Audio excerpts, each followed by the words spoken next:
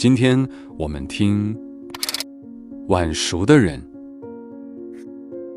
你有没有问过自己，人活一辈子，到底要活成什么样子？是早早地看透世事，磨平棱角，顺着时代的浪潮随波逐流，做一个人人称赞的早熟者，还是揣着心里的那点执念，在岁月里慢慢走，慢慢长，哪怕被人笑傻笑笨，也要做一个不肯提前认输的晚熟的人。读完莫言先生的《晚熟的人》，这个问题在我心里翻来覆去，久久没有答案。我见过那个举着浸满羊油、麻麻仁和煤油的火把，独自钻进野狼巢穴的女人顾双红。她的一生从城里人人追捧的蜡烛红，走到荒岭上的复仇火焰，一辈子没向命运低过头，却在最该柔软的地方被生活碾得粉碎。我也见过那个被人取笑了半辈子的蒋二，在所有人都忙着早熟，忙着站队，忙着抢时代红利的时候，他装傻充愣，默默蛰伏，等到风来的那一刻，突然活成了自己人生里的主角。这本书里没有波澜壮阔的史诗，只有高密东北乡12个平平常常的故事，12个在时代洪流里浮浮沉沉的普通人。他们里有一辈子活在仇恨里的斗士，有靠着满嘴狂言行走江湖的诗人，有在网络世界里翻云覆雨的乡村高参，也有被鳖咬住手指却只想放一条生命生路的少年。他们有人早熟，早早地被时代磨去了所有锋芒，活成了一具空壳；有人晚熟，在别人都忙着聪明的时候，守着自己的节奏，直到人生后半程才把骨子里的韧劲彻底活出来。莫言先生在书里写，晚熟的人是厚积薄发，是大器晚成，是在时代的浪潮里不肯早早地把自己活定型的人。可当你真的走进这12个故事里，才会发现，所谓晚熟从来都不是简单的大器晚成，他是一个人在看透了生活的荒诞、苦难、凉薄之后，依然不肯向命运低头的那股劲，是哪怕被生活踩进泥里，也依然能从泥里开出花来的生命力。今天我们就一起走进莫言先生的短篇小说集《晚熟的人》，走完这12段高密东北乡的人生，看看这些晚熟的、早熟的、被时代推着走的普通人，他们的命运里藏着多少我们自己的影子。在高密东北乡，田奎是个出了名的左撇子，不是天生的，是他爹田千亩亲手一斧头把他的右手给废了。故事要从那个特殊的年代说起。那年头，一句无心的话，一件出格的小事，都可能给一家子招来灭顶之灾。田奎那年还是个半大的孩子，带着村里的伙伴们在池塘边玩闹，领头用泥巴砸了铁匠刘老三的傻儿子喜子。这是闹到了莫言家里，在父亲的严厉逼问下，莫言和二哥指认田奎就是带头的那个孩子。刘老三是村里出了名的狠角色，这时他自然不肯善罢甘休，直接找上门来理论。田千亩是个硬骨头，也是个在时代里活得战战兢兢的人，他太清楚，在那个年头，这是要是被上纲上线，被扣上教唆孩子行凶的帽子，一家子都别想活了。那天晚上，田千亩把田奎叫到院子里，一句话没说，抄起斧头对着田奎的右手狠狠砍了下去，手筋断了，右手从此废了。田奎再也不能用右手握镰刀，只能学着用左手。打那以后，他就成了高密东北乡唯一一个用左手拿镰的人，人送外号左镰田奎。很多年以后，莫言回乡，在铁匠铺里又见到了田奎。他已经是个头发花白的老人了，左手握着镰刀，在磨石上磨得霍霍作响，动作熟练的像是天生就该用左手干活。他脸上没有怨，没有恨，说起过往的事，语气平淡的像是在讲别人的故事。而最让人震撼的是，他与这段伤痛的和解，从来都不是一句轻飘飘的寒暄，而是一个石破天惊的决定。他娶了当年这件事的源头，铁匠刘老三的女儿欢子。当媒人问他，这是仇人的女儿，你敢不敢要？田奎没有丝毫犹豫，只掷地有声地回了一个字：敢。看到这里，我不知道你会不会和我一样，心里猛地一沉。那一刀砍下去的，哪里是田奎的右手，是一个少年本该有的毫无顾忌的人生啊！我们总说父爱如山，可田千亩的这份父爱狠得让人心头发颤。他不是不爱儿子，是在那个吃人的年代里，他只能用最极端的方式给儿子谋一条活路。他用儿子的一只手断了所有可能给家里招来灾祸的由头，换了一家子人在动荡岁月里的安稳。而田奎呢？他恨吗？我想他一定恨过。可当几十年的岁月过去，当斗争动荡都成了过往，他握着那把左镰磨了一辈子，也和自己的命运和解了一辈子。他没有像书里其他的人那样揪着过去的仇恨不放，也没有抱怨命运的不公，他用最极致的方式接纳了那段血淋淋的过往，也完成了对自己人生的救赎。有人说田奎是早熟的，10几岁就尝尽了人间的疾苦，早早的就认了命。可我觉得他才是书里第一个晚熟的人。他的晚熟无是装傻，无是蛰伏，是在命运给了他最沉重的一击之后，他没有立刻就把自己活成一个满心仇恨的人，而是用了一辈子的时间，慢慢和生活和解，慢慢把那道血淋淋的伤口活成了自己身上最坚硬的铠甲。一把左镰磨了一辈子，磨掉的是少年的力气，磨出来的是一个人面对命运最温柔也最坚韧的样子。而这个关于镰刀、斧头、少年与命运的故事，也为我们拉开了高密东北乡12个故事的序幕。在这里，每个人的命运都和这片土地紧紧地绑在了一起，也和那个翻涌的时代紧紧地绑在了一起。如果说左联里的田奎是用一辈子和命运和解的晚熟者，那这本书的同名篇章《晚熟的人》里的蒋二，就是把晚熟2个字活成了自己生存密码的人。蒋二大名叫蒋天下，是莫言的发小，从小就跟着莫言屁股后面跑，人憨憨的，说话不利索，脑子也好像比别人慢半拍，村里的人都取笑他，叫他蒋二傻子。年轻的时候正是人人都要早熟的年代，大家忙着站队，忙着喊口号，忙着在时代里抢自己的一席之地。聪明的人都早早地学会了见风使舵，学会了怎么在浪潮里保全自己，甚至踩着别人往上爬。可蒋二呢？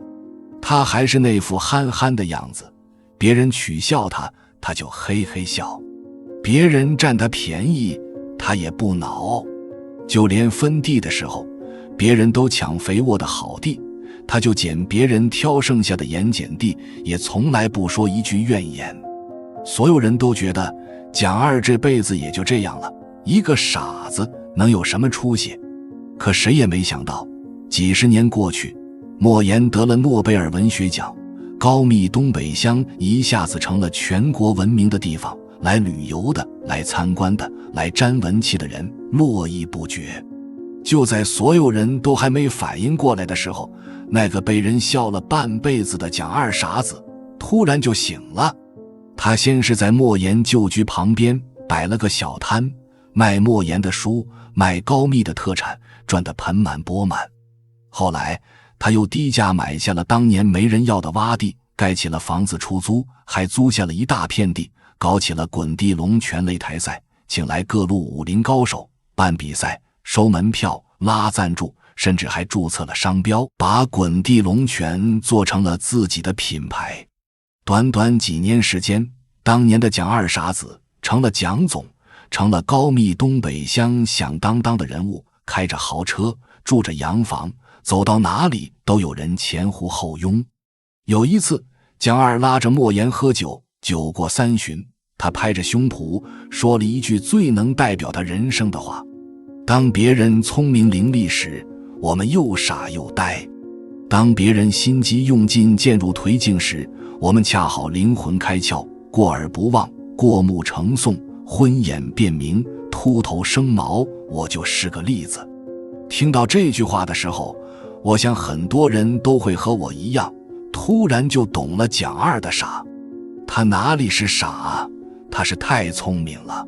在那个动荡的人人都忙着聪明的年代，他知道枪打出头鸟，越是精明的人越容易栽跟头。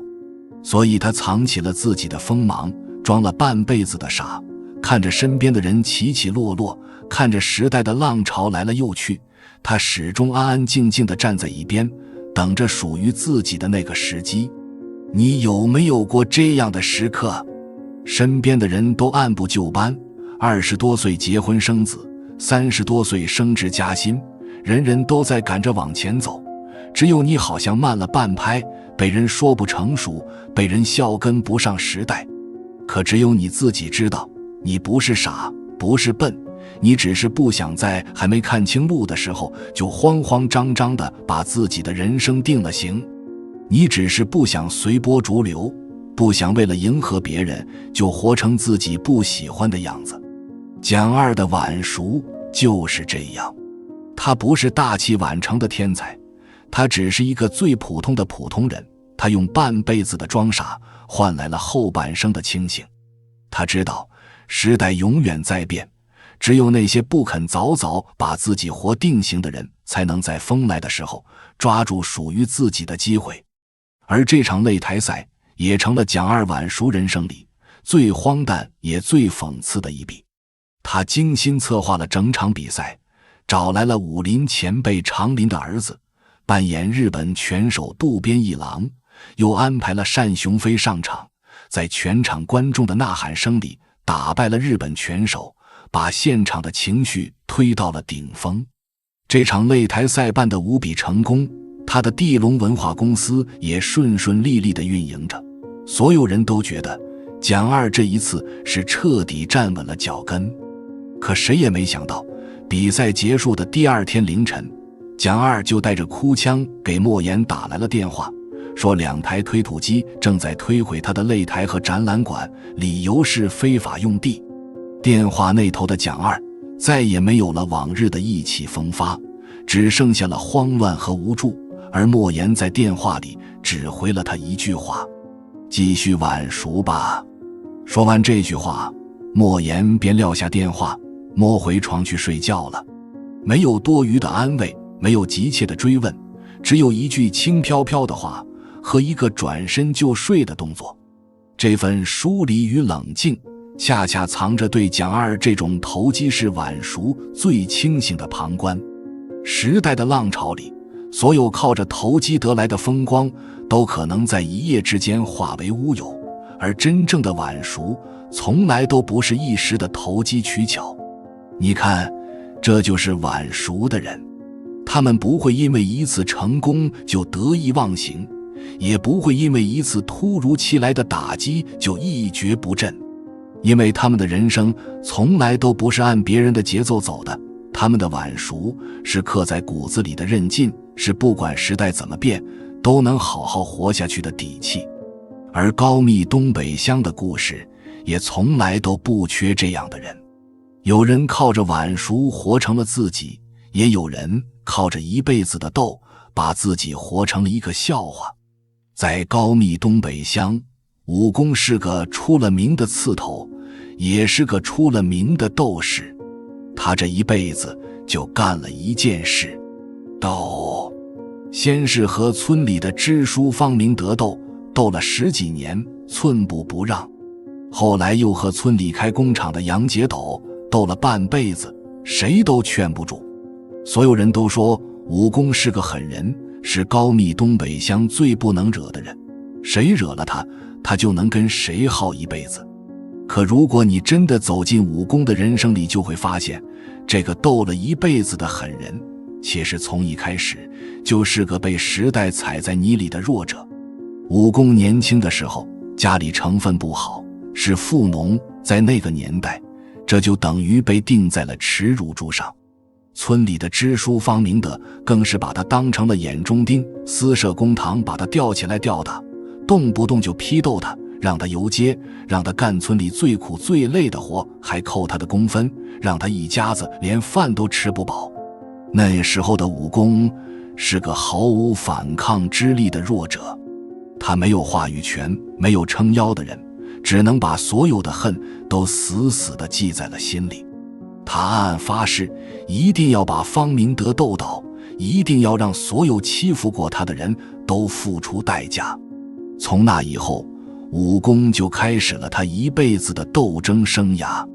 方明德在台上的时候，他就死死地盯着方明德的一举一动，抓住了方明德私藏一副象牙棋子的把柄，拿着这件事到处上访告状，哪怕被打压被威胁也从来没有停过。方明德被他告得焦头烂额，哪怕查下来没有实质性的处分，可架不住武功天天告年年告，最后硬是被他耗得提前退了休。斗倒了方明德，武功并没有停手，他像是上了瘾，把所有的精力都放在了和人斗这件事上。他用毒馒头毒死了方明德大儿子家的猪，砍断了黄浩子家的玉米，烧掉了王登科家的玉米秸。村里但凡和他有过一点过节的人，都被他用各种阴损的手段报复过。他就像一只红了眼的困兽，用最极端的方式守护着自己那点可怜的尊严。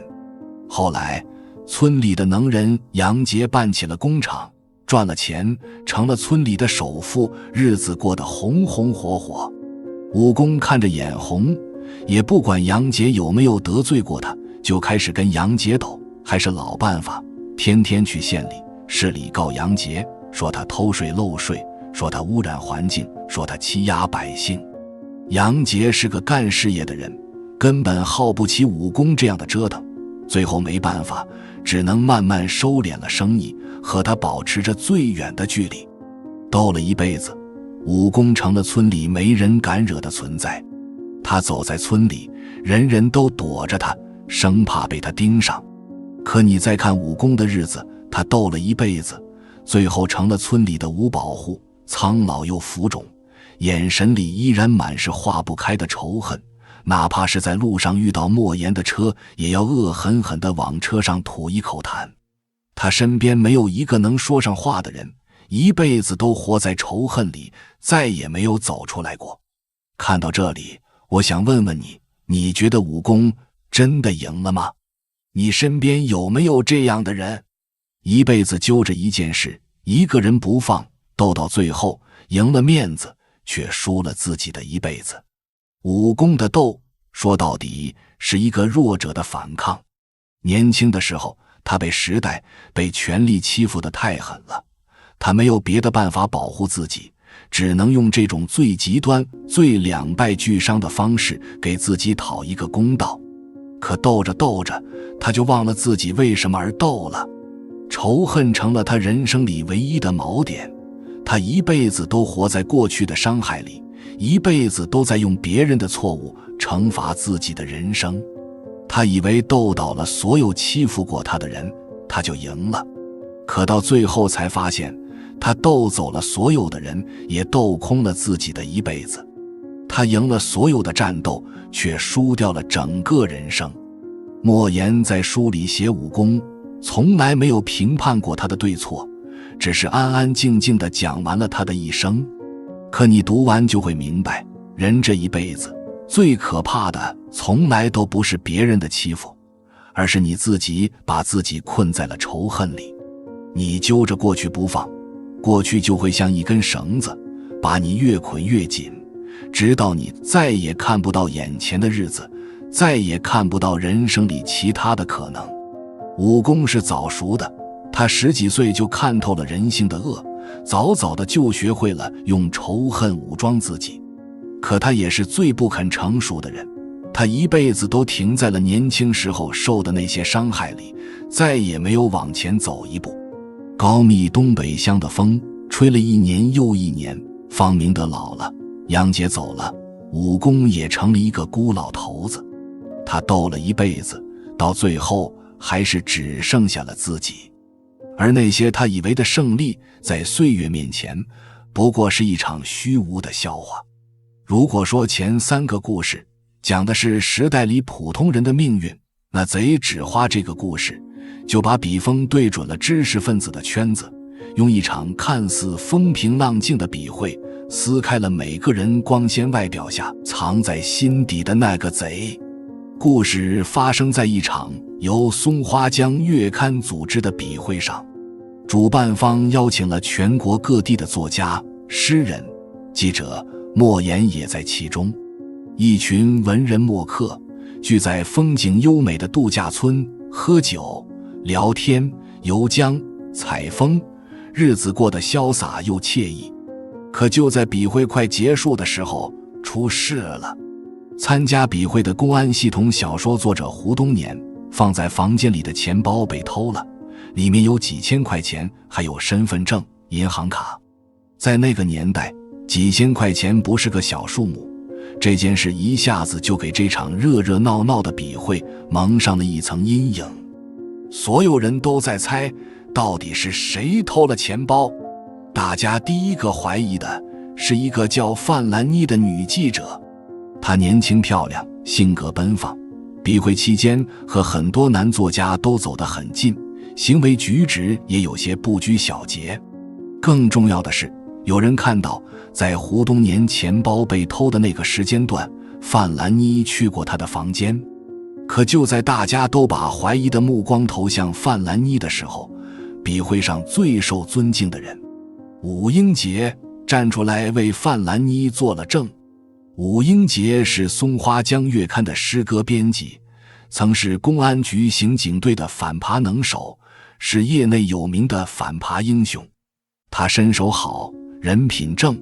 不管是才华还是口碑，都让人挑不出一点毛病。他甚至当众说，范兰妮是自己的表妹，钱包失窃的时间段，两人一直在江边散步，范兰妮绝无作案时间。有了反扒英雄武英杰的作证，大家对范兰妮的怀疑也就慢慢打消了。可这件事最后还是成了一桩悬案。笔会结束，大家各奔东西，钱包到底是谁偷的，始终没有答案。很多年以后，莫言在长江的游轮上偶遇了当年笔会上的作家尤金，两个人聊着天，说起了当年的那场笔会，说起了那桩悬案，也说起了范兰妮。尤金跟莫言讲了范兰妮的故事，也说出了一个让人心惊的细节。当年偷钱包的人确实是范兰妮，他偷了钱包之后还拿给尤金看过，最后当着他的面把钱包扔进了江里。而关于贼纸花这个名字的由来，也和这场笔会里的武英杰紧紧相关。那是笔会期间，脸上带着疤痕的柳姓女记者给莫言背诵了一首武英杰写给她的诗，诗里写了一个小偷的故事。小偷被抓后，为了保住同伙，当众剁下了自己的手指，那根手指像一朵花一样落在了地上，这便是贼纸花的真正出处。它从来都不是什么手指凝花的小把戏，而是藏着江湖义气，也藏着人性幽暗的一首诗，一个故事。可故事到这里并没有水落石出。就在尤金讲完范兰妮的故事之后，莫言又想起了多年前的另一件事。他曾在一个招待所的楼梯上看到一个穿着灰色风衣，身形极像武英杰的幽灵从楼梯上一闪而过。而就在那个时候，招待所里又发生了一起新的盗窃案。当年的那桩失窃案突然又变得扑朔迷离起来。范兰妮真的是唯一的小偷吗？武英杰在当年的事件里到底扮演了什么样的角色？尤金说的话就一定是真的吗？甚至连讲述这个故事的我，有没有藏着不为人知的秘密？小说直到结尾也没有给出一个确定的答案。所有和这场笔会相关的人都成了被怀疑的对象，每个人的心里都藏着一个不为人知的贼。看到这里，我想你心里也会和我一样生出一阵寒意。你有没有过这样的经历？你以为无比了解、无比敬佩的人，突然在某一个瞬间露出了让你完全陌生的一面。那一刻你才明白，人心这东西从来都不是非黑即白的。武英杰是人人称赞的反扒英雄，是才华横溢的编辑，他站在光里光鲜亮丽，可谁也不知道他的影子里藏着什么样的秘密。范兰妮看似放荡不羁，浑身都是破绽，可他偷了钱包却又随手扔进江里，他图的到底是钱还是别的什么？这场笔会上的每个人都戴着一副体面的面具，他们谈论文学，谈论理想，谈论正义，可在面具之下，每个人的心里都藏着一个贼。这个贼可能是贪念，可能是虚荣，可能是见不得光的欲望，也可能是藏在骨子里的伪善。我们总喜欢给人贴标签，好人、坏人、英雄、小人，可人性从来都不是一道非黑即白的选择题。就像书里写的，每个人的心里都有一片净土，也有一片沼泽，有光明的一面，也有阴暗的一面。所谓的好人，不过是能管住自己心里那个贼的人，而所谓的坏人，不过是让心里的贼跑出来主宰了自己的行为。贼纸花这个故事没有惊心动魄的反转，也没有水落石出的结局，可他却用最平淡的笔触写透了人心的复杂与深不可测。就像那首诗里写的贼纸花，看起来带着决绝的江湖气，可花瓣之下藏着的是不为人知的龌龊与不堪，是永远也猜不透的人心。高密东北乡的故事也从来都不缺这样的荒诞与复杂。有人在光里藏着黑暗，也有人在黑暗里守着一份无人理解的执念，一等就是一辈子。在高密东北乡，马秀美是个出了名的傻女人。她的丈夫柳卫东在1983年的春天突然消失了，这一走就是近30年。30年的时间，足以让一个青丝满头的年轻姑娘变成一个白发苍苍的老太太，足以让一个刚出生的婴儿长成3个孩子的父亲，足以让一个村庄从土坯房变成砖瓦房，从泥泞小路变成柏油马路。可马秀美就守着那个空荡荡的家，等了柳卫东整整30年。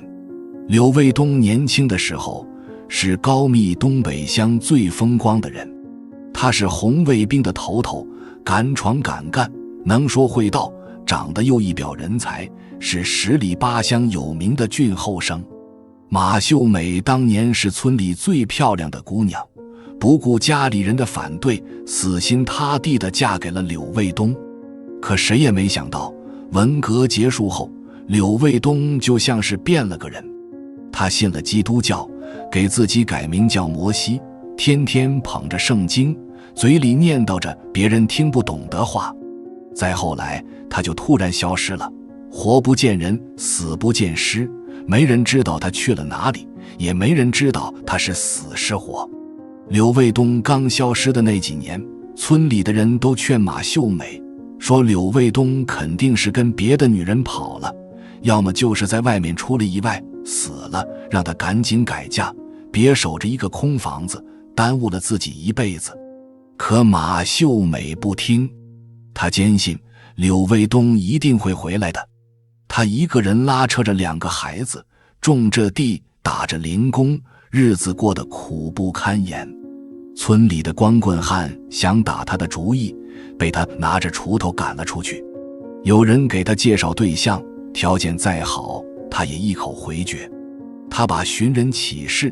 贴遍了每一辆路过村子的货车，走遍了周边的县城和乡镇，逢人就问有没有见过她的丈夫柳卫东。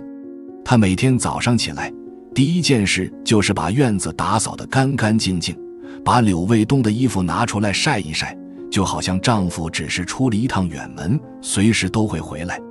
这一等就是10年、20年、30年。孩子们长大了，成家了，都劝他：妈，别等了，我爸肯定早就不在了。可马秀美还是摇摇头，说他会回来的，他答应过我的。村里的人都笑他傻，笑他魔怔了，说他为了一个消失了几十年的男人，毁了自己一辈子。可马秀美从来都不在意别人怎么说，她就守着那个家，守着那个承诺，等了1年又1年。直到2012年，柳卫东消失的第29个年头，他真的回来了。他穿着一身西装，头发梳得整整齐齐，除了脸上多了些皱纹，和30年前离开的时候几乎没什么两样。他就像只是出门散了个步，早上走的，晚上就回来了，对着马秀美轻描淡写地说了一句：我回来了。近30年的等待，就换来了这么一句轻飘飘的话。更让人觉得荒诞的是，柳卫东对自己这近30年去了哪里，经历了什么，支支吾吾，云山雾罩，没有一句话是可信的。别人问他，他就打哈哈，说自己云游四海去了，说自己去传教了，思维还停留在80年代，甚至还拿出了一个荒谬的讨还民族财富的计划，让人哭笑不得。他就像没事人一样，住进了马秀美给他收拾得干干净净的房子里，仿佛这30年的空白从来都不存在。而马秀美呢？莫言在见到她的时候，她身体发福，面色红润，眼睛里闪烁着的是幸福女人的光芒。她没有抱怨，没有指责，就这么安安静静地接纳了这个消失了近30年的丈夫。看着眼前的一幕，莫言突然觉得眼前的马秀美无比正常，反倒是自己带着世俗的眼光去揣度这份等待，显得格外不正常。最终他没有多说一句话，转身离开了这个充满了荒诞却又无比圆满的家。看到这里，我想问问你，如果是你，你会为了一个消失的人等上整整30年吗？30年，人生能有几个30年？马秀美用自己一辈子最好的时光，等了一个杳无音信的人。很多人说他傻，说他不值，可我却在他的等待里看到了一种最朴素也最强大的力量。他的等待不是为了等柳卫东这个人回来，而是为了守住自己心里的那个念想。在那个丈夫突然消失，日子过得苦不堪言的日子里，等他回来这4个字，就是他人生里唯一的锚点，是他撑着活下去的唯一理由。他不是不知道柳卫东可能永远都不会回来，可他不愿意放弃，因为一旦放弃了，他的人生就真的空了。而柳卫东呢？他给自己改名叫摩西，想像摩西一样带着人走出苦难，可他最后却只带走了自己，把所有的苦难都留给了等他30年的妻子。他消失了近30年，回来的时候心安理得地享受着马秀美给他撑起的家，连一句道歉，一句解释都没有。莫言在这个故事里没有评判马秀美的等待值不值，也没有指责柳卫东的不负责任，他只是安安静静地讲完了这个故事，可你读完心里却五味杂陈。这个世界上最难得的从来都不是轰轰烈烈的爱情，而是平平淡淡的等待。最可怕的也从来都不是生离死别，而是我用一辈子等你回来，你回来的时候却连一句这些年你辛苦了都不肯说。马秀美等了30年，终于等回了她的摩西，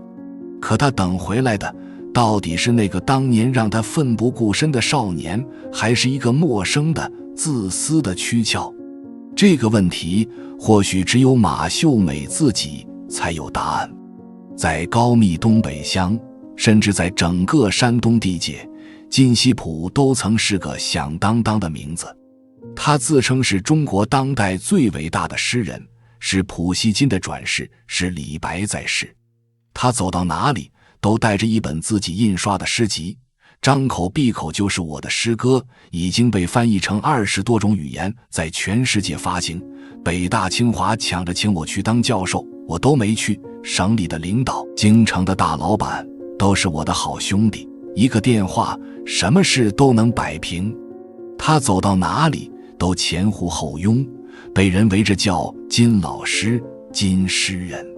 酒席上只要他一开口，所有人都得停下筷子，听他讲自己的光辉事迹，讲自己的诗歌，讲自己手眼通天的人脉。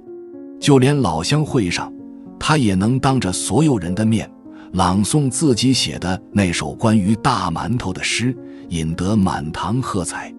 而他第一次出场，就和莫言的表弟宁赛业紧紧绑在了一起。宁赛业拿着自己写的小说《黑白驴》，到处找人推荐发表，可处处碰壁。这时候他遇到了金希普。金希普拍着胸脯跟宁赛业说：兄弟，你的小说写得太好了，比莫言写的强100倍。发表的是包在我身上，人民文学收获，你想发哪个，我一句话的事。宁赛业一下子就被金希普唬住了，他把金希普当成了自己的贵人，天天跟着金希普吃吃喝喝，对他言听计从。金希普说自己要办诗歌节，让宁赛业出钱赞助，宁赛业二话不说，就把自己辛辛苦苦攒的钱全都给了他。金希普说自己父亲80大寿，让宁赛业随份子，宁赛业接遍了亲戚朋友，凑了一大笔钱给金希普送了过去。可宁赛业的小说，别说发表在人民文学，就连县城的小报都没登上去。他一次次地问金希普，金希普总有各种理由搪塞他，不是主编出国了，就是审稿的老师生病了，总之永远都在快了，马上就成了。直到有一天，宁赛业发现金希普不仅骗了他，还骗了很多人。他所谓的诗集是自己花钱印的，所谓的被翻译成20多种语言，全是瞎编的。所谓的手眼通天的人脉，没有一个是真的。他就是靠着一张嘴，到处骗吃骗喝，骗钱骗物，靠着诗人这个名头招摇撞骗。骗局被戳穿之后，金希普并没有就此消失，他给莫言发来了长长的微信，为自己的行为辩解，字里行间全是委屈和不甘，最后还附上了一首自己写的古风诗，仿佛自己才是那个被冤枉的受害者。故事到最后，他也没有迎来一个锒铛入狱的结局，依然靠着自己的那张嘴在江湖上行走着。看到这里，你有没有在生活里遇到过这样的人？张口闭口都是人脉资源，惊天伟业，说得天花乱坠，仿佛全天下没有他办不成的事，可到头来全是一场空。金希普这样的人从来都不缺，他们给自己套上一个光鲜的外壳，诗人、大师、企业家、专家，用一个个华丽的谎言给自己垒起一座空中楼阁。他们以为只要自己说得够真，吹得够大，别人就会信以为真，自己就真的能变成嘴里那个无所不能的人。可谎言终究是谎言，泡沫总有被戳破的一天。你靠谎言赚来的所有追捧，最后都会变成打在你脸上的巴掌。你靠欺骗走的所有捷径，最后都会变成让你摔得粉身碎骨的悬崖。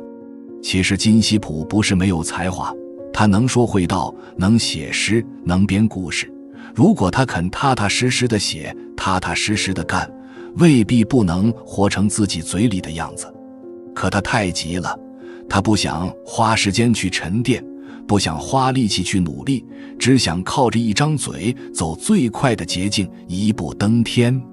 他是那个时代里最早熟的人，早早的就看透了虚名的好处，早早的就学会了用谎言包装自己。可他也是最幼稚的人，他以为能骗得了所有人，可到最后他骗的只有他自己。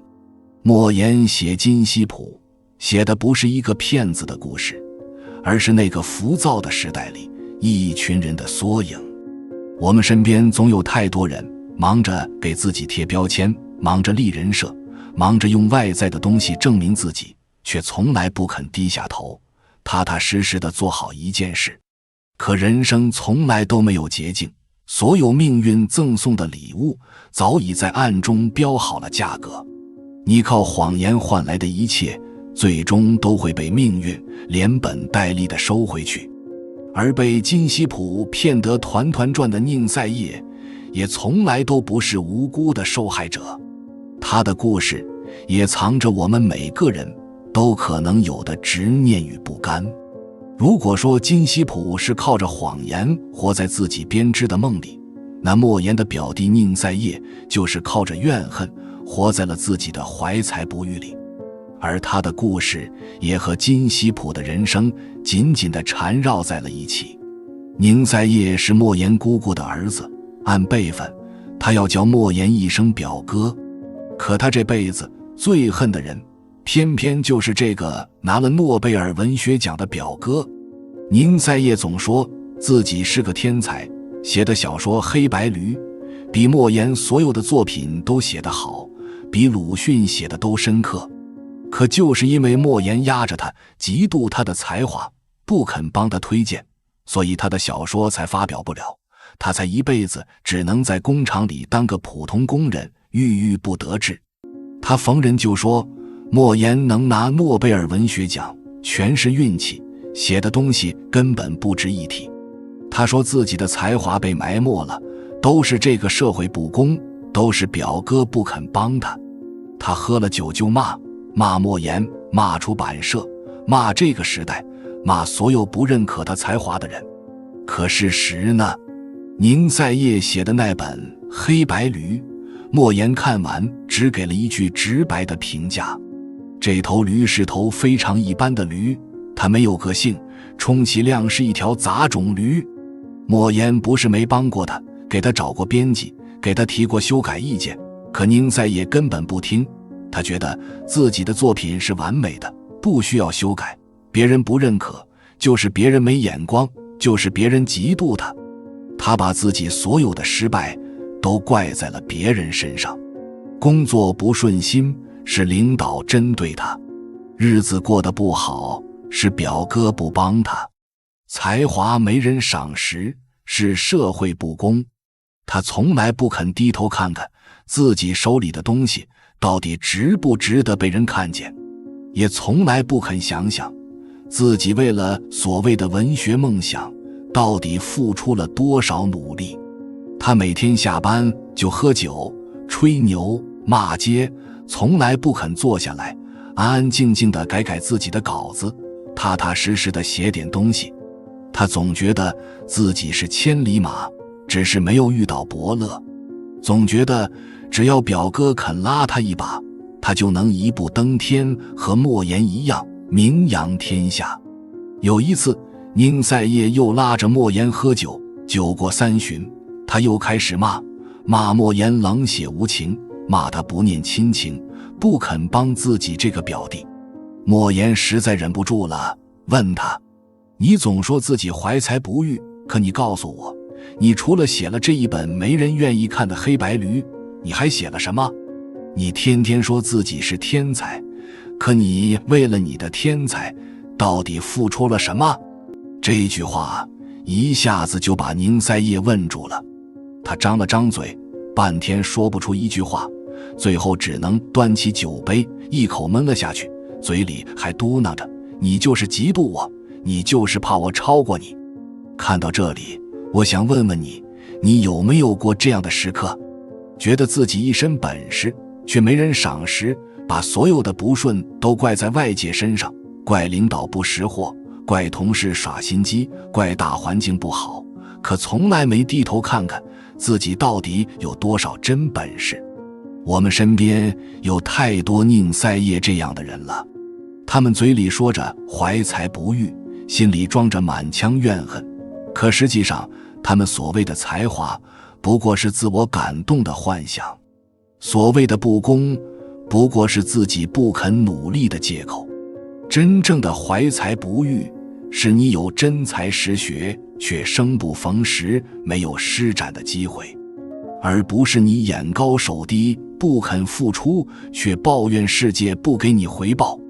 宁赛业的悲剧从来都不是莫言不肯帮他，也不是社会不公，而是他活在了自己编织的天才梦里，不肯醒过来。他是早熟的，早早的就觉得自己看透了世界的不公，早早的就学会了用抱怨来掩盖自己的懒惰。可他也是永远都长不大的，他一辈子都不肯面对现实，不肯接纳自己的平凡，不肯为了自己的梦想踏踏实实地迈出一步。莫言写宁赛业，没有嘲讽，也没有指责，更多的是一种无奈的悲悯。因为他知道这个世界上有太多太多像宁赛业这样的人，他们一辈子都活在对别人的怨恨里，活在对自己的高估里，到最后蹉跎了一辈子也一事无成。人生最大的清醒，从来都不是觉得自己有多厉害，而是能坦然地接纳自己的平凡，然后在平凡的日子里一点点的努力，一点点地往前走。你只有先低下头，踏踏实实地走好脚下的路，才有机会走到你想去的远方。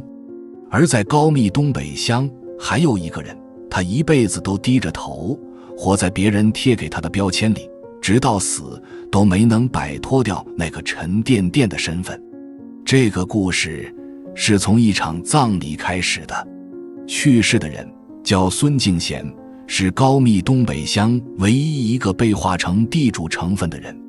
他的葬礼办得风风光光，来了很多人，有他的子孙后代，有村里的乡亲，也有从外地赶回来的当年受过他恩惠的人。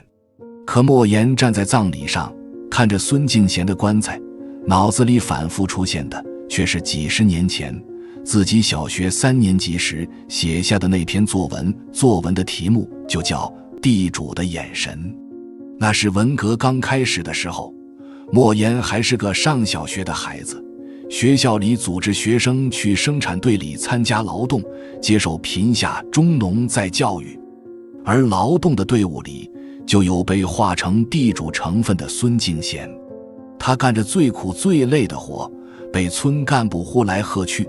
对着所有人都陪着笑脸，低眉顺眼，不敢多说一句话。可就是在那次劳动里，年少的莫言无意间对上了孙敬贤的眼神，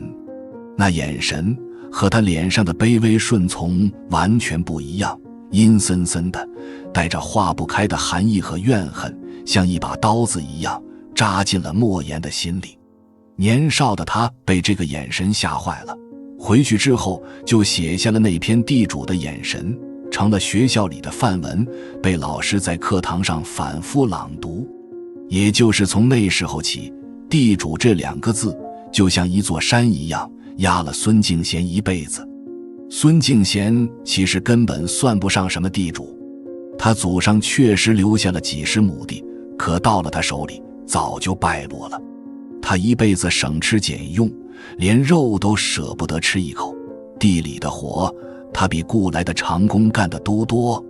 划成分的时候，就因为那几十亩地，他被划成了地主，从此这2个字就成了他一辈子都摘不掉的标签。文革的时候，他被批斗，被打，被逼着跪在碎玻璃上认罪，可他从来都不辩解，也不反抗。别人让他说什么他就说什么，别人让他做什么他就做什么。他一辈子都活得小心翼翼，走路都贴着墙根走，见了人不管是大人还是小孩，都先陪着笑脸，弯着腰打招呼，生怕自己哪句话说错了，哪件事做错了，又招来一顿批斗。他的儿子因为是地主的儿子，娶不上媳妇，一辈子打光棍。他的孙子因为是地主的孙子，当兵、上学、招工，处处都受限制。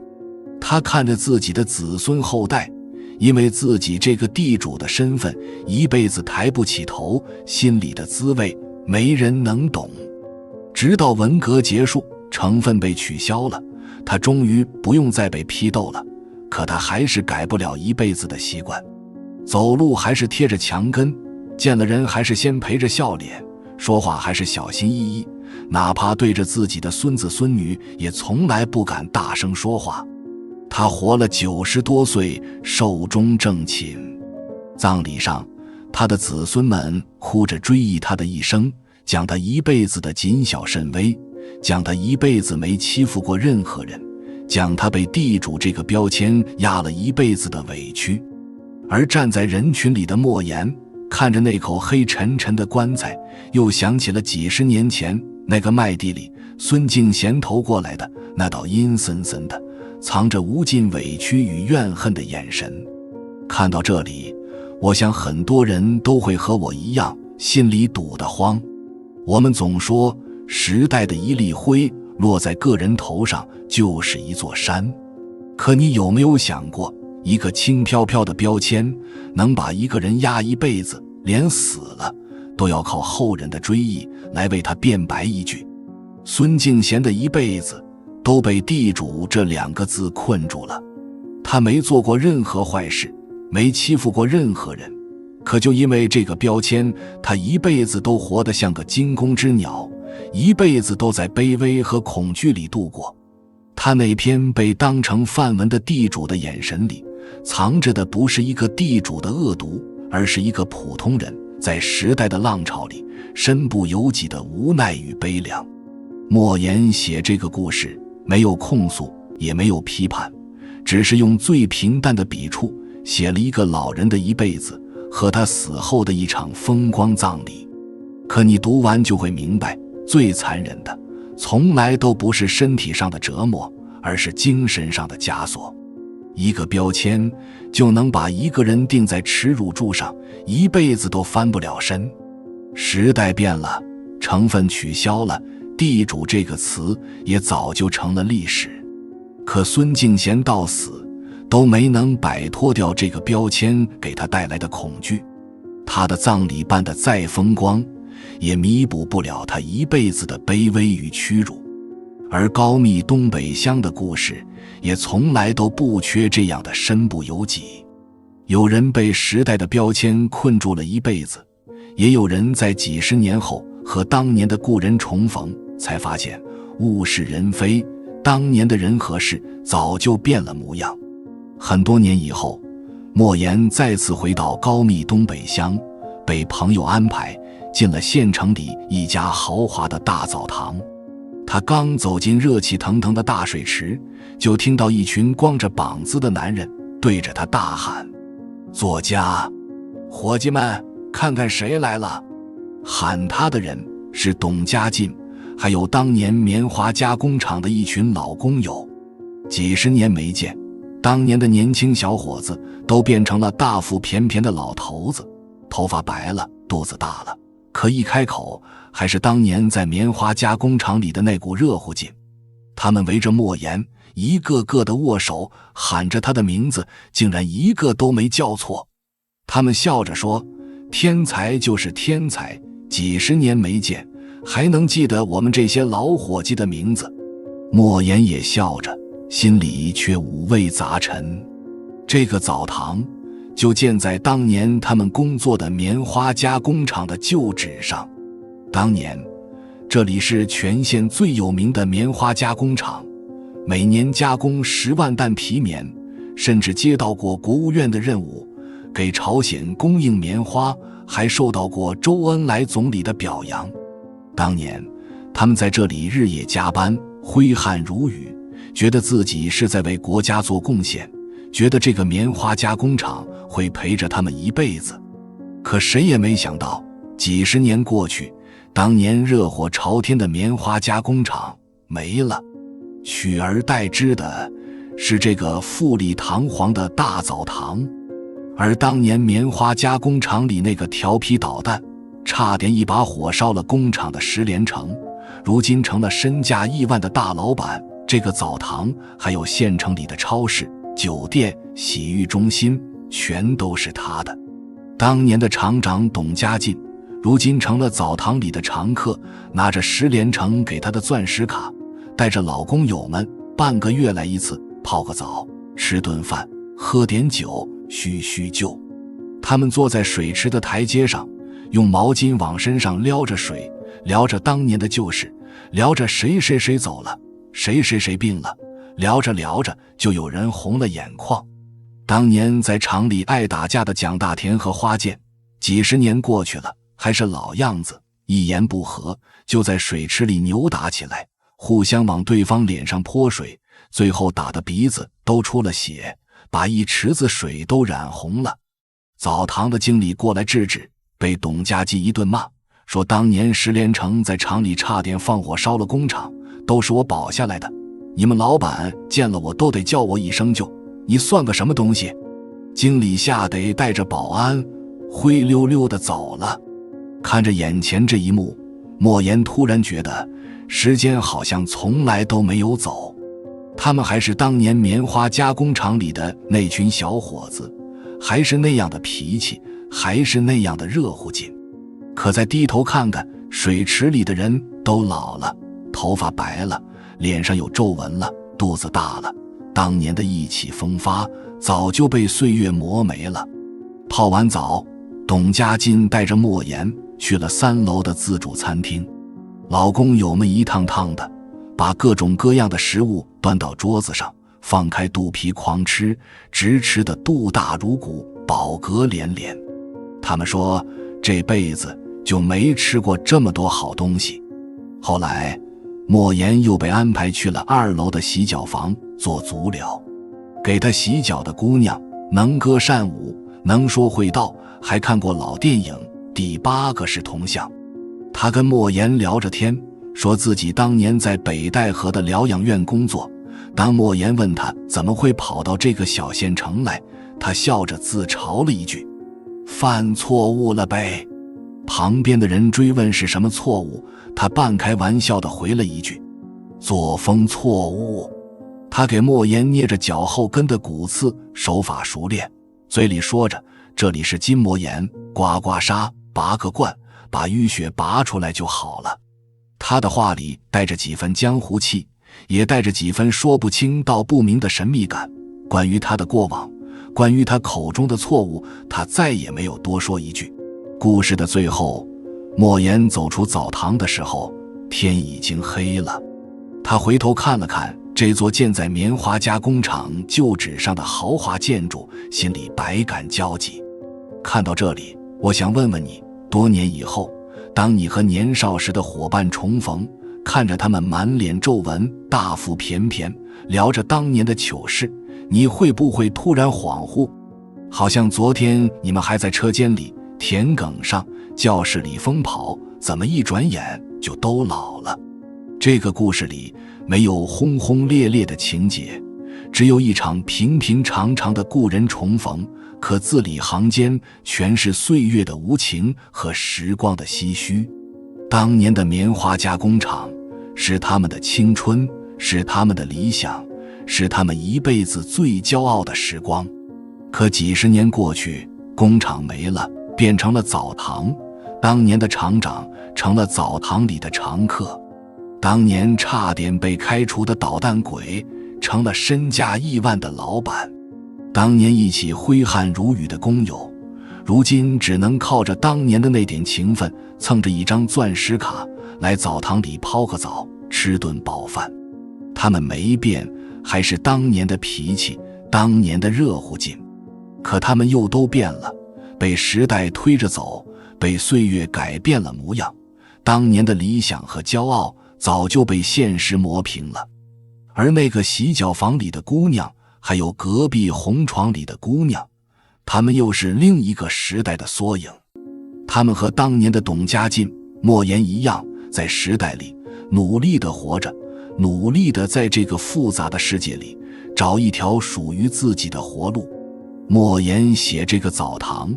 写的从来都不只是一个洗澡的地方，它是一个时代的缩影，是一代人青春的落幕，也是两代人命运的交汇。热气腾腾的水池里泡着的是几十年的岁月，是说不尽的旧事和道不完的新愁。而在离澡堂不远的乡村里，另一个故事正在发生。一个被鳖咬住手指的少年撞破了乡村里的权力游戏，也喊出了所有人心里最朴素的愿望。这个故事的主角是个叫小奥的小男孩。那是个下雨天，小奥没法去放羊，在家里待得烦闷，就偷偷地跑了出去，溜达到了村西头的大湾边。大湾里积满了雨水，有2个爷俩正在湾里撒网打鱼。他们一网下去，打上来了很多大鲫鱼，最后一网竟然打上来了一只足有10斤重的大鳖，浅黄色的背甲像芭蕉扇那么大，一看就是活了很多年的老鳖。打鱼的爷俩让小奥帮他们看着鱼和鳖，说等他们打完鱼送他2条最大的鱼。可小奥看着那只被绳子拴住后腿的老鳖，心里突然生出了怜悯。他想起了奶奶跟他说的，不能杀生，要积德行善。他看着老鳖一次次地往水里爬，又一次次地被绳子拽回来，摔得4脚朝天，心里越来越不是滋味。他决定把这只老鳖放了。他解开了拴在树根上的绳子，对着老鳖说：“你走吧。”可老鳖却趴在地上一动不动。小奥又说：“我帮你把腿上的绳子解开吧。”可就在他弯下腰伸手去解老鳖后腿上的绳子的时候，那只老鳖突然以闪电般的速度一口咬住了他的右手食指。小奥惨叫一声，疼得眼泪直流。他越往外拽，老鳖咬得越紧，那尖利的牙齿像是要刺进他的骨头里。村里人都围了过来，看着被老鳖咬住手指的小奥，急得团团转，却一点办法都没有。有人说用棍子打鳖头，越打它咬得越紧。有人说把鳖头砍下来，可砍了头它还是不松口。还有人说只能等打雷，一打雷鳖就松口了。小奥的爷爷急得直哭，村里的赤脚医生来了，也束手无策。村支书张二坤来了，拿着烟头烫鳖头，老鳖反而咬得更紧了，小奥疼得差点晕过去。最后张二坤没办法，只能报了警。警察来了，看着被老鳖咬住手指的小奥，也没了办法。那个瘦高个的警察队长蹲在地上看了半天，突然问：“能找到猪鬃吗？”村里人赶紧找来了几根又硬又长的猪鬃。警察队长拿着猪鬃，小心翼翼地捅进了老鳖的2个鼻孔里。他轻轻捻动了几下，老鳖突然打了一个响亮的喷嚏，嘴一下子就松开了。小奥的手指终于得救了，所有人都松了一口气，欢呼起来。可就在这时候，那只老鳖悄悄地往水里爬，被县徐牧局的侯科长一脚踩住了绳子。侯科长指着鳖壳，对着所有人说：“你们看，这鳖壳上有字，天下太平。”所有人都围了过来，看着鳖壳上的纹路，越看越像天下太平4个字。张二坤立刻喊了起来：“太平鳖！这是咱们太平村的太平鳖，是祥瑞。”小奥看着被踩住绳子的老鳖，眼里含着泪，低声说：“放了他吧。”张二坤看了看小奥，又看了看周围的人，对着打鱼的爷俩说：“解绳还需系绳人，把绳子解了，放了他。”打鱼的人解开了老鳖腿上的绳子，把它放在了湾边。老鳖静静地卧了一会儿，突然把身体立起来，像一个锅盖一样沿着斜坡滚进了大湾里，消失在了水中。所有人都鼓起掌来，齐声喊着：天下太平，天下太平。故事到这里就结束了。可这个看似简单的故事里，却藏着乡村里最真实的权力游戏和最复杂的人性。你有没有发现，这个故事里最善良的人是被鳖咬住手指的小奥？他只是想放了老鳖，没想过要什么回报，也没想过会被咬伤。他的善良是最纯粹、最干净的，没有一点杂质。可那些成年人的世界里，却全是算计和博弈。村支书张二坤借着这只老鳖立了自己的威信，也借着天下太平这4个字凝聚了村里的人心。侯科长借着鳖壳上的字，把一只普通的老鳖说成了祥瑞，给自己博了眼球。就连打鱼的爷俩也借着放了老鳖这件事，免了被村里追究偷鱼的责任。还有那个养猪场的老板袁武，他的养猪场把污水排进了大湾里，污染了整个村子的水源，让村里的人得了怪病，让湾里的鱼和鳖都变了样。张二坤借着这件事，逼着袁武关掉养猪场，治理污水，也借着这件事，解决了村里多年都解决不了的难题。一只老鳖咬住了一个孩子的手指，却撞破了乡村里的权利、利益、人情，所有的弯弯绕绕都在这件事里暴露得一览无余。可到最后，所有人都齐声喊出的那一句天下太平，却又让所有的算计和博弈都落了地。你会发现，不管是村支书还是普通村民，不管是养猪场老板还是打鱼的爷俩，他们这辈子拼尽全力追求的，到最后不过就是简简单单的4个字：天下太平。这4个字是小奥心里的善良，是村里人最朴素的愿望，也是我们每个人对生活最基本的期待。没有污染，没有争斗，没有苦难，平平安安、踏踏实实的过日子，就是天下太平。莫言写这个故事，用一个孩子的视角写透了乡村的权力与人性，可到最后却又用最温柔的笔触守住了人心底最干净的那一点善良和最朴素的那一点愿望。而在太平村之外的县城里，还有一个女人，她靠着一张嘴玩转了整个网络世界，把谣言做成了生意，也把自己的人生活成了一场荒诞的闹剧。在高密东北乡，秦桂英是个无人不知、无人不晓的人物，人人都叫她高参。不管是邻里纠纷，还是上访告状，不管是想讹点赔偿，还是想办点难事，只要找到秦桂英，她总能给你出主意，想办法十有八九都能成。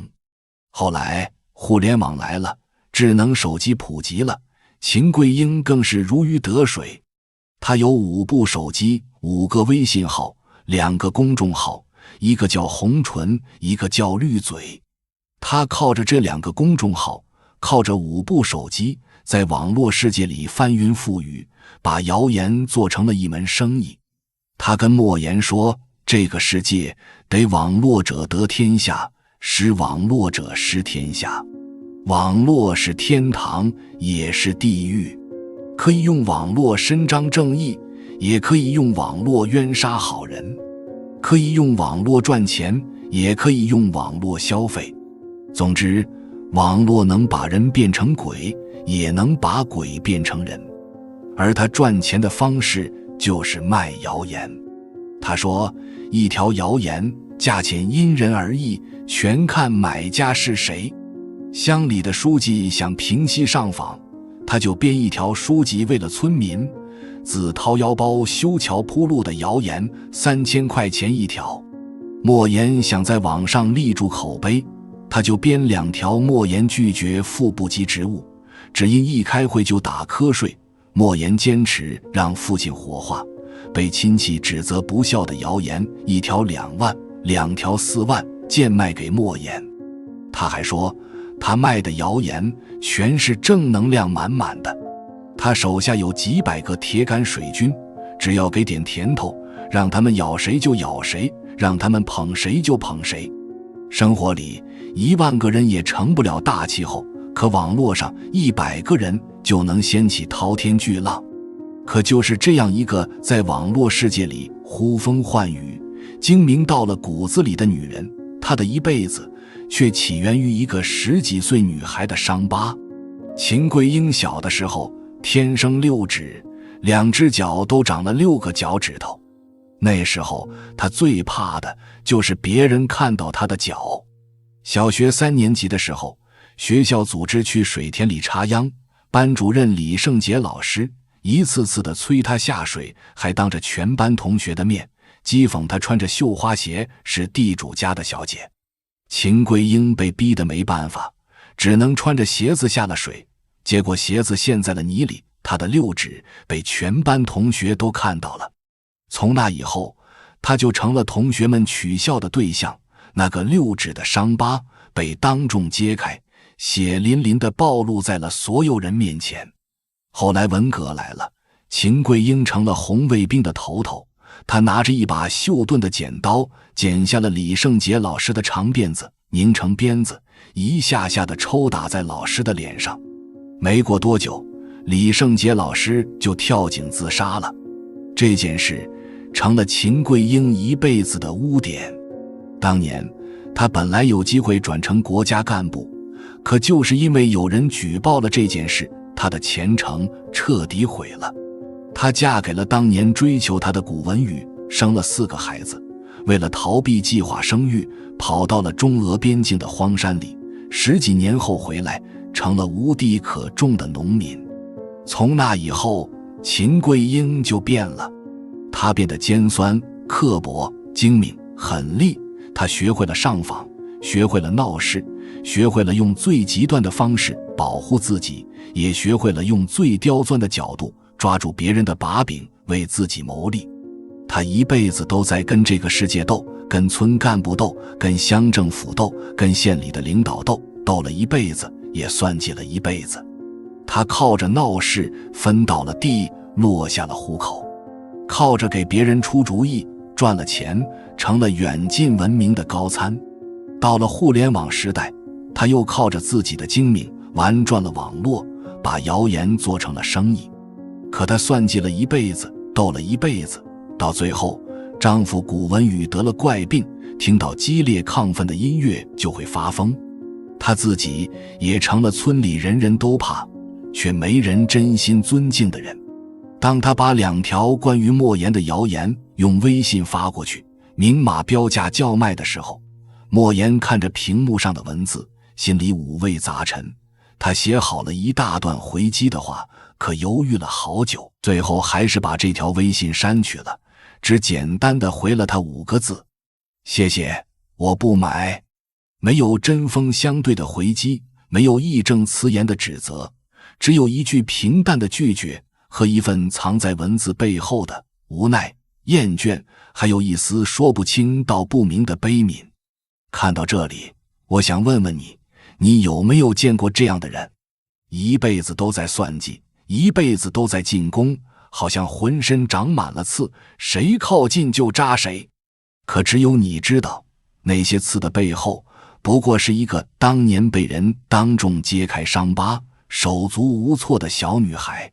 秦桂英的一辈子都活在当年的那个伤疤里。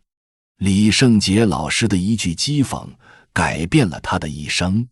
他恨李老师，恨那些取笑他的同学，恨这个让他受尽了委屈的世界。他用一辈子的狠戾和算计来掩盖当年的自卑和恐惧。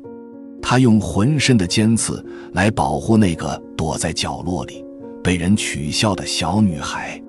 他是早熟的，10几岁就看透了人性的恶，早早的就学会了用仇恨和狠戾来武装自己。可他也是一辈子都没有长大的，他一辈子都停在了当年的那个水田里，停在了被人揭开伤疤的那一刻，再也没有走出来。他以为只要自己够狠、够精明、够会算计，就能把当年失去的东西都抢回来。可他到最后才发现，他斗赢了所有的人，算计了所有的事，却还是没能治好当年的那个伤疤，还是没能活成自己想要的样子。他的2个公众号，一个叫红唇，一个叫绿嘴。红唇是他给别人看的光鲜，绿嘴是他藏在骨子里的狠戾。可到最后，红唇也好，绿嘴也罢，都不过是他给自己穿的一层保护壳，壳子里面还是那个当年因为6指而自卑恐惧的小女孩。莫言写秦桂英，没有指责，也没有嘲讽，只有一种复杂的悲悯。他写透了这个女人一辈子的精明与狠戾，也写透了她一辈子的委屈与悲凉。而在高密东北乡的12个故事里，最让人泪目，最让人心里发颤的，永远是最后一个故事，那个关于火把、口哨、母亲与复仇的故事，也是莫言在这本书里写的最用力、最动人的一个故事。在高密东北乡，所有人都知道顾双红是城里有名的大美人。那时候高密城里有句顺口溜：第一美女岳海玲，第2美女孔海蓉，第3美女邵春平，3个美女加起来比不上蜡烛店里的顾双红。顾双红就是莫言的3婶，她家里开着一家光明蜡烛店，城里的人都叫她蜡烛红。她的腿有危疾，也有人背地里叫她瘸子，可这一点瑕疵从来都掩盖不住她的风华。她不仅长得美，还写得一手好毛笔字，蜡烛上的金字全是她亲手写的。她还会吹口哨，吹得婉转悠扬，连天上的百灵鸟都跟着她的哨声盘旋。可就是这样一个被捧在手心里的城里姑娘，却义无反顾地嫁给了在龙山煤矿挖煤的三叔高邦。所有人都不理解，一个城里的大美人为什么要嫁给一个乡下的挖煤工人。只有三婶自己知道，她嫁的是这个男人的善意，是他刻在骨子里的温柔。当年三叔从煤矿请假回家，在方子火车站遇到了刚从劳改农场刑满释放饿晕在地的顾传庐，也就是三婶的父亲。那是饥荒最严重的年代，人人都饿得本命不顾，没人管一个倒在地上的劳改犯。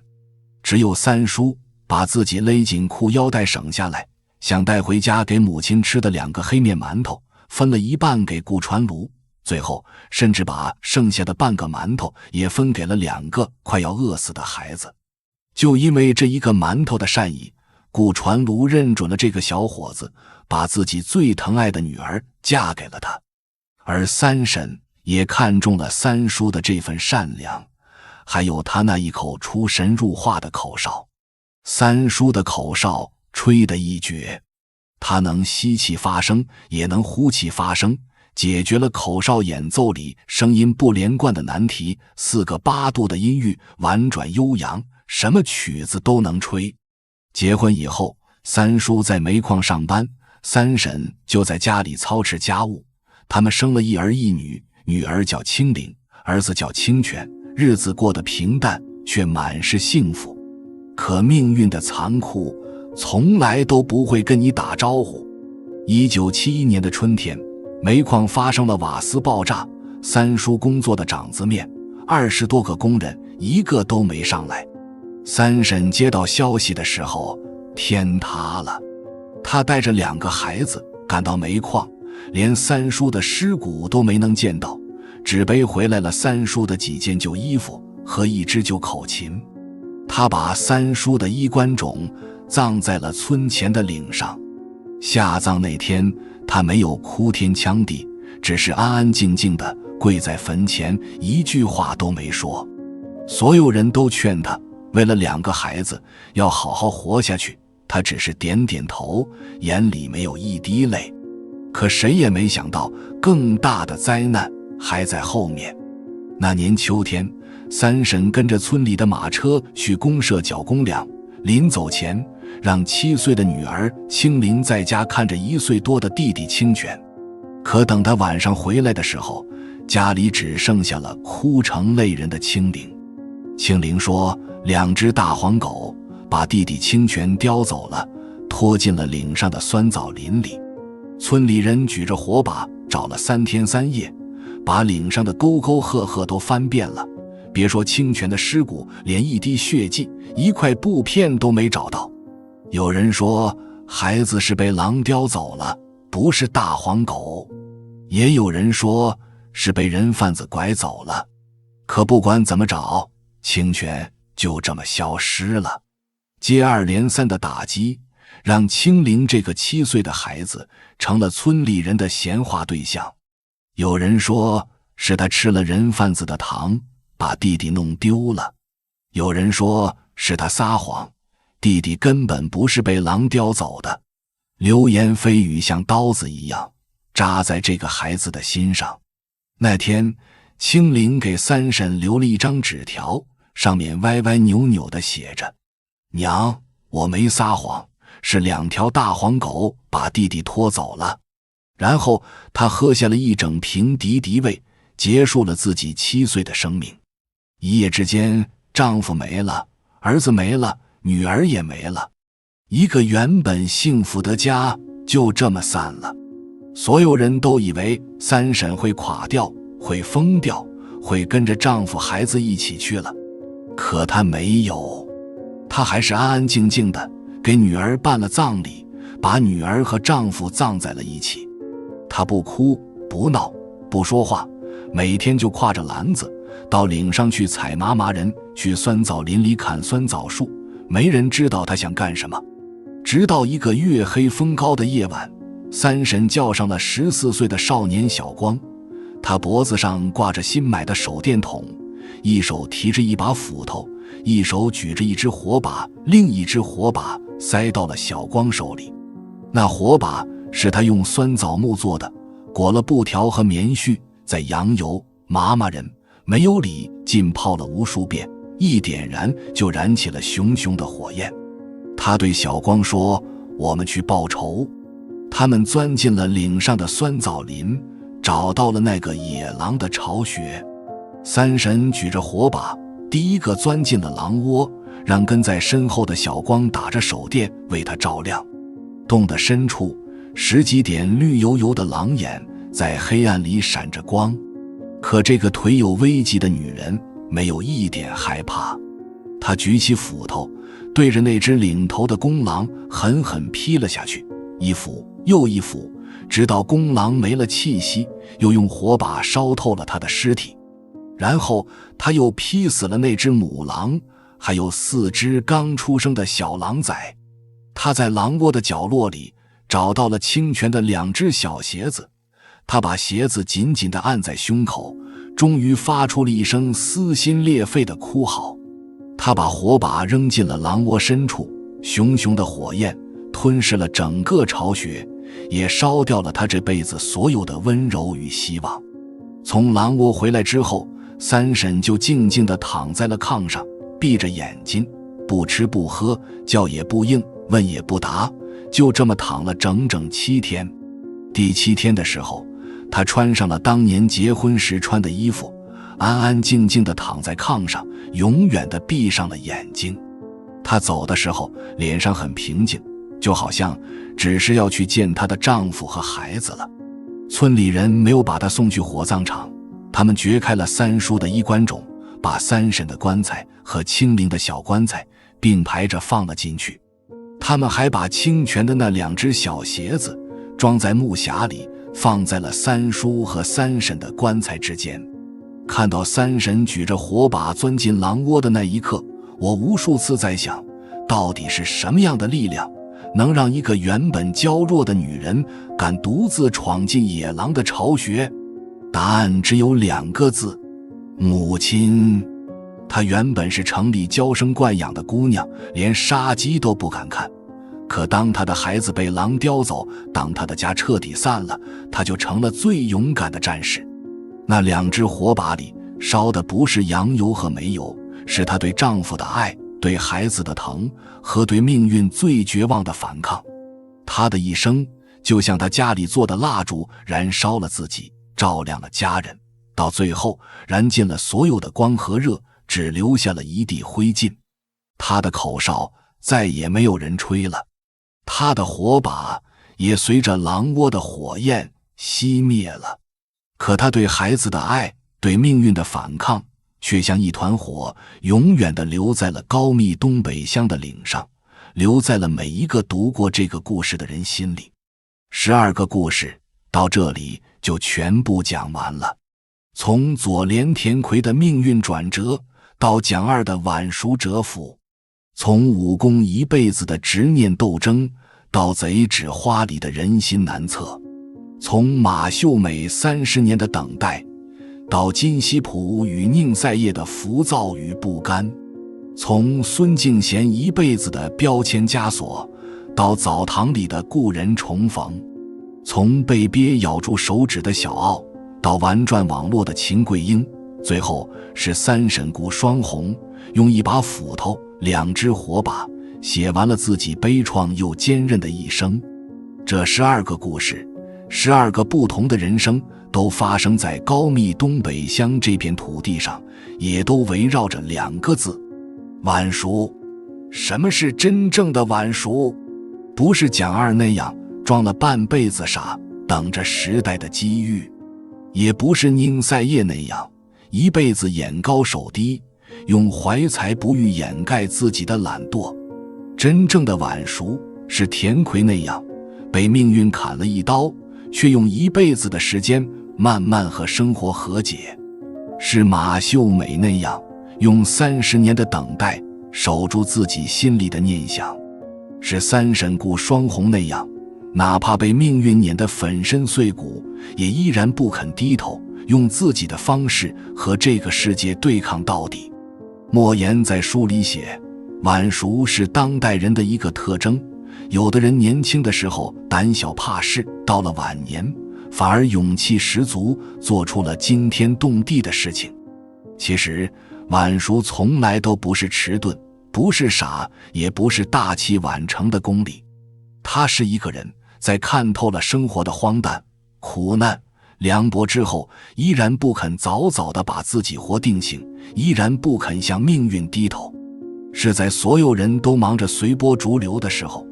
你依然守着自己心里的那一点光，那一点善良，那一点底线，按照自己的节奏慢慢走，慢慢长。我们活在这个快节奏的时代里，太多人都在逼着自己早熟。20岁就要想清楚30岁的人生，30岁就要有房有车，事业有成，稍微慢一点就会被人说不成熟，被人笑跟不上时代。我们忙着迎合别人，忙着随波逐流，忙着把自己活成别人期待的样子，却忘了问问自己，这到底是不是你想要的人生？可人生从来都不是一场100米冲刺，而是一场漫漫长跑。有的人跑得快，有的人跑得慢，有的人在路边看花，有的人在山顶看风景。没有谁的人生节奏是必须要和别人一样的。你可以早熟，早早地看透世事，活成自己想要的样子。你也可以晚熟，慢慢来，用一辈子的时间去体验，去成长，去和生活对抗，去和命运和解。